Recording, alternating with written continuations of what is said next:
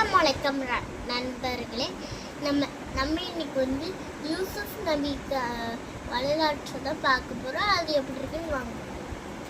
முதல்ல யூசுஃப் நபி திருத்தூதராக வாழ்ந்துட்டு இருந்தார்கள். அப்புறம் அவங்களும் ஒரு நாள் கப்பலில் போயிட்டு இருந்தாங்க. போயிட்டு இருக்கும்போது சீட்டு குடிக்க போடலன்னு சொல்கிறாங்க. சொல்லி சரின்ட்டு எல்லா மக்களும் போட்டு யூசுஃப் நபி பேர் வந்துச்சு. கடலில் எரிஞ்சாங்க.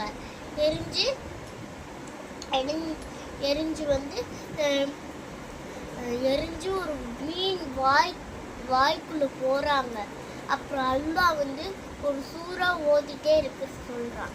அவங்களும் ஓதிட்டே இருந்து பல நாள் ஓதிட்டே இருந்து அப்புறம் அவங்களும் அல்லாஹ் மீன் வாயை கிழிச்சு யூசுஃப் நபியை வெளியே வர வச்சுட்டான். அப்புறம் வெளியே வர வச்சு அல்லாஹ்க்கு நன்றி சொல்லிட்டு ஊர்லேயும் நிம்மதியாக வாழ்ந்துட்டாங்க.